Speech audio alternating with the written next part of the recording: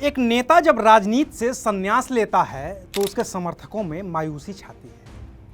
लेकिन अगर किसी नेता के संन्यास के ऐलान की वजह से उसके समर्थक उग्र हो जाएं और इतने उग्र हो जाएं कि पूरे देश में अफरा तफरी मच जाए, तो उस नेता के बारे में, उसकी राजनीति के बारे में और उस मुल्क के बारे में दुनिया का जानना लाजमी हो जाता है। तो आज बात उस नेता मुक्तदा अल सदर की, जिसके राजनीति से संन्यास के ऐलान ने पूरे इराक को अस्थिर कर दिया है और अब वहां पर गृह युद्ध जैसे हालात बनते जा रहे हैं। नमस्कार, मैं हूं अविनाश और आप देख रहे हैं अनकट। पश्चिमी एशिया का एक देश है जो तुर्की, सीरिया, सऊदी अरब, ईरान, जॉर्डन और पर्शियन गल्फ से घिरा हुआ है।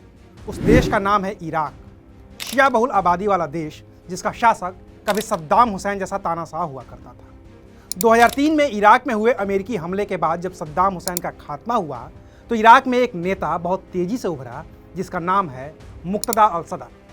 मुक्तदा अल सदर के पिता मोहम्मद सादिक और ससुर मोहम्मद बाकिर दोनों ही शिया धर्मगुरु थे और इराक में उन्हें गरीब शियाओं की आवाज़ उठाने वाला माना जाता था। यही वजह है कि इराक में इस्लामिक लोकतंत्र स्थापित करने के उद्देश्य से सद्दाम हुसैन सरकार के पतन के बाद साल 2003 में जब मुक्तदा अल सदर ने अपने हजारों समर्थकों के साथ राजनीतिक संगठन बनाया तो उन्हें लोकप्रियता हासिल करने में ज़्यादा मशक्कत नहीं करनी पड़ी।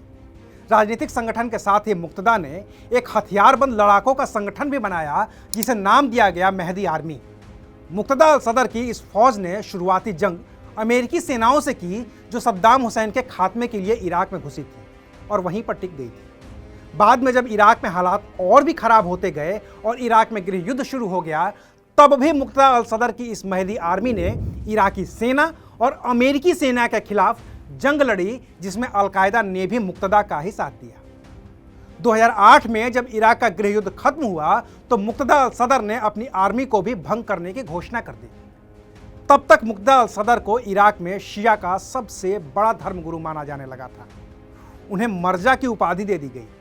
मर्जा का मतलब होता है मुजतहिद आजम, यानी कि नए रास्ते बताने वाला सबसे बड़ा विद्वान, जिसे दूसरे सभी लोग एक महान विद्वान के रूप में स्वीकार करते हैं और उनका अनुसरण करते हैं।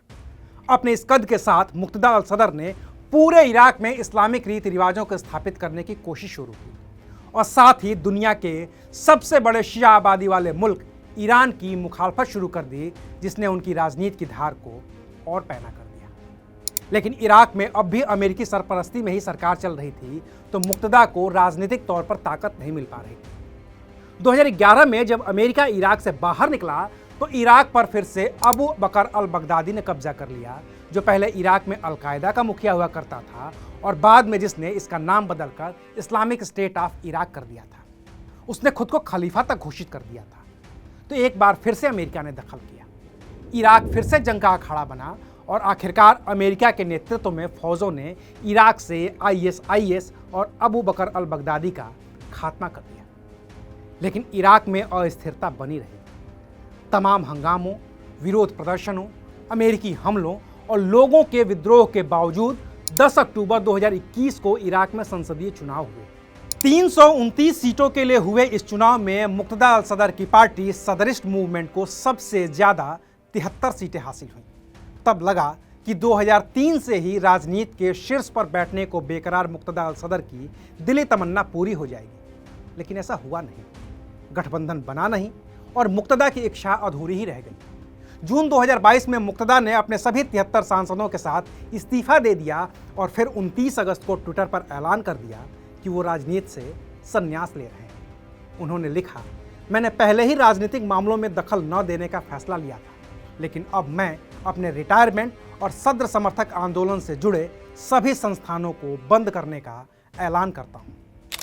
इस संन्यास के ऐलान के साथ ही मुक्तदा के समर्थक भड़क गए।